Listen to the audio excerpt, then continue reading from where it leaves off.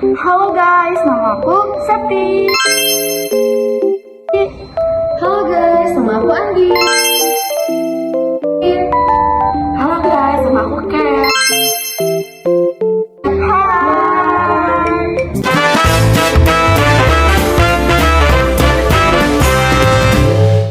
Assalamualaikum. Halo guys, kami dari kelompok 5. Ada guru, ada siswa. Kira-kira hari ini kita akan belajar apa ya? Ya, benar. Ya, kita akan menjelaskan mengenai Konsep dasar belajaran. sebagai proses Pendidikan. Selamat menonton. Nah, sebelum kita mengetahui proses pembelajaran itu seperti apa sih, tentunya kita harus mengetahui dulu ya makna pembelajaran itu seperti apa. Jadi, pembelajaran adalah proses antara guru, siswa, dan sumber belajar lainnya yang nantinya akan memudahkan pembelajaran siswa dengan baik. Ada tujuan pembelajaran. Menurut Tarianto, tujuan pembelajaran yaitu untuk meningkatkan kemampuan, keterampilan, pengetahuan, sikap-sikap yang baik yang harus dilaksanakan oleh siswa di kehidupan sehari-hari. Nah, setelah kita tadi belajar tentang makna pembelajaran, kemudian tujuan pembelajaran, kita sekarang akan membahas tentang komponen-komponen pembelajaran yang dimana yang pertama ada siswa. Apa sih siswa itu? Nah, jadi siswa itu adalah anak yang sedang belajar dan bersekolah di dalam suatu institusi pendidikan. Yang kedua ada guru. Guru itu adalah suatu tenaga pendidik yang dimana bertugas untuk mengajarkan, kemudian menilai dan memberikan evaluasi kepada peserta didik. Kemudian yang ketiga ada tujuan pembelajaran.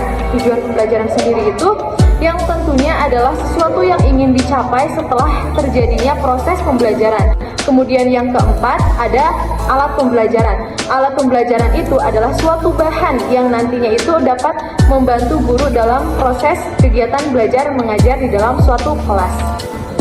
Nah, sekarang yang kelima nih. Yang kelima apa coba? Nah, jadi yang kelima ada materi pembelajaran, yang dimana materi pembelajaran itu adalah bahan atau substansi yang disusun secara sistematis yang nantinya itu tentunya membantu seorang guru dalam melaksanakan suatu pembelajaran. Kemudian yang keenam ada metode pembelajaran. Tentunya teman-teman juga mungkin sudah tahu ya metode pembelajaran. Jadi metode pembelajaran itu adalah cara yang dilakukan oleh seorang guru untuk menyampaikan materi kepada peserta didik.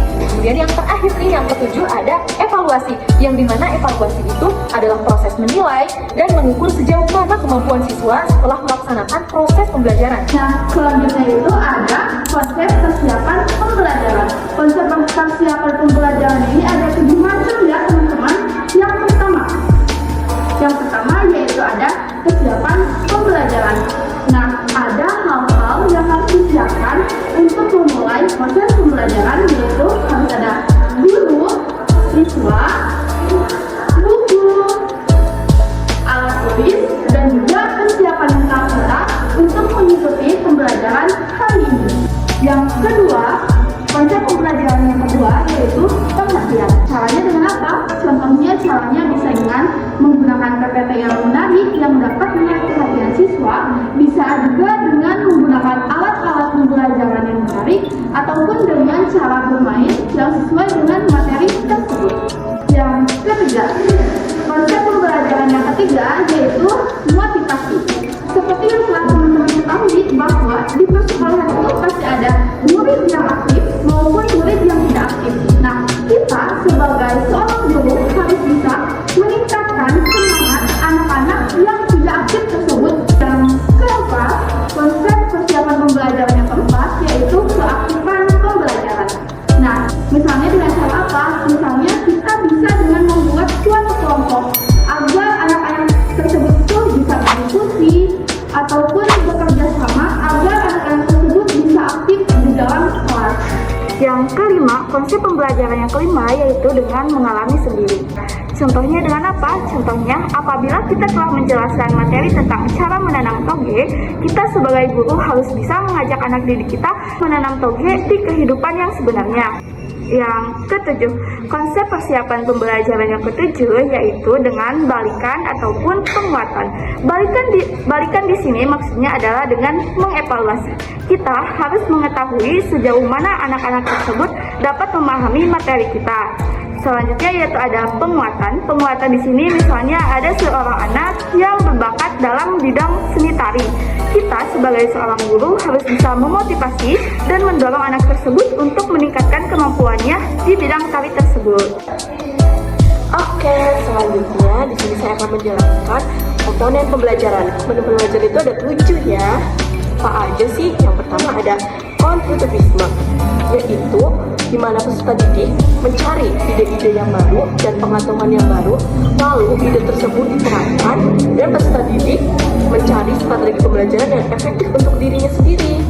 Yang kedua, ada inquiry. Inquiry itu di mana peserta didik harus berpikir kritis dan berpikir nyata ya.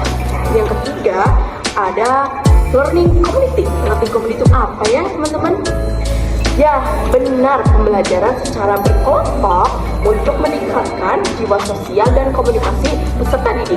Yang keempat ada questioning. Questioning itu kan bertanya ya.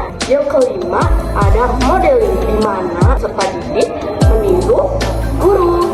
Yang keenam ada reflection, di mana guru berintrospeksi diri apakah pembelajarannya sudah baik atau belum, sudah maksimal atau belum. Dan yang terakhir, yang ketujuh, yaitu authentic assessment, yaitu penilaian terhadap keterampilan, pengetahuan peserta didik.